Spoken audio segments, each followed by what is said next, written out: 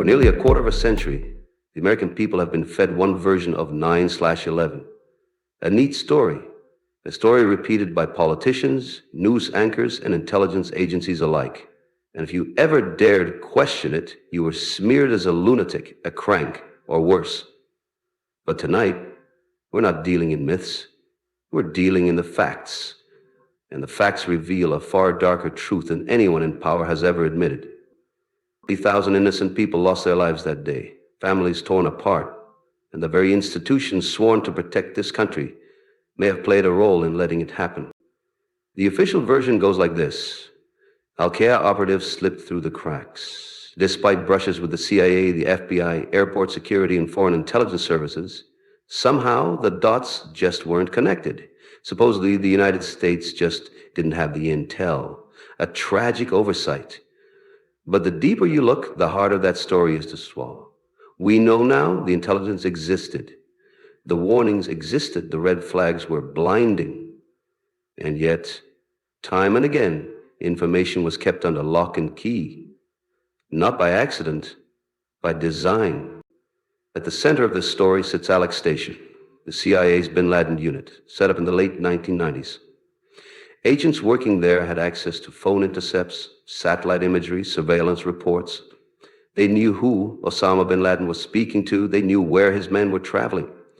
In 1999, FBI agents assigned to Alex Station, like Mark Rossini and Doug Miller, stumbled across information so sensitive it could have changed history. They saw the travel plans, the passports, and yes, the visas of two men who would go on to become hijackers, Khalid al-Mijdar and Nawaf al-Hasmi. Those men were coming to America. The FBI wanted to act, but the CAI stopped them. Messages meant to alert the Bureau were blocked. Reports written and approved were left to sit on desks, frozen in bureaucratic limbo. When Rossini pressed a CAI analyst about informing the FBI, he was told flatly, "No, this isn't their business. We'll handle it." That wasn't a slip-up. That was a deliberate decision. Why would the CIA muzzle its own agents and keep the FBI in the dark?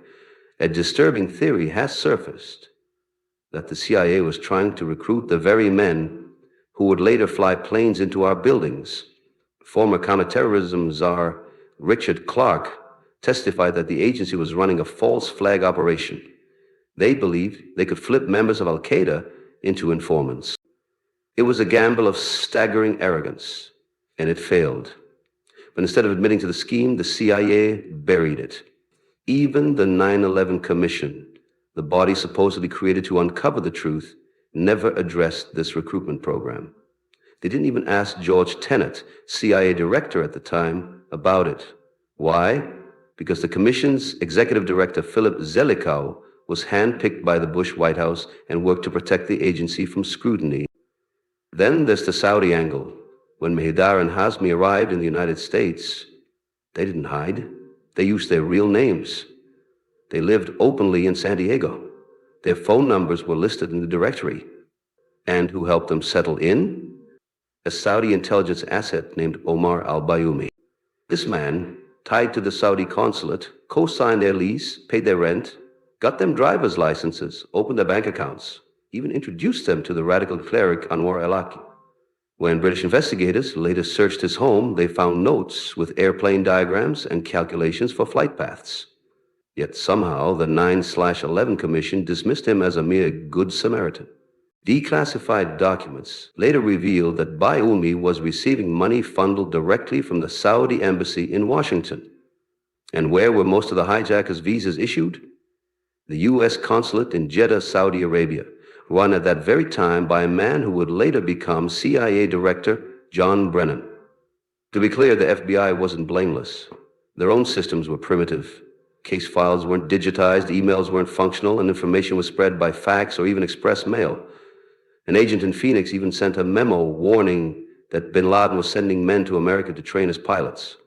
That memo never made it up the chain until after the attacks. Worse, while Mihdar and Hazmi lived in California, they rented a room from an FBI informant. Think about that. Two future hijackers under the nose of a bureau source, and the dots still weren't connected. And then there's Zacharias Moussaoui, arrested weeks before the attacks after suspicious flight training. Agents begged to search his laptop. They were denied. That computer, it turned out, held information that might have exposed the entire plot. In the aftermath, the Bush administration promised answers. They gave us the 9/11 Commission. But what they delivered was a cover-up in plain sight. Critical documents were withheld, witness lists were restricted, key evidence, like Saudi involvement, was buried in footnotes or redacted entirely. The commission claimed the CIA was simply playing zone defense, while the FBI played man-to-man defense. That's their excuse for not warning the Bureau that known al-Qaeda operatives were on U.S. soil. Sports metaphor to explain the deadliest terror attack in modern history. What they didn't tell you is that their hands were tied. Zelikow, the director, cut secret deals with the White House to control what could and could not be investigated. The families of victims begged for honesty. They got politics instead. So here we are, almost 25 years later.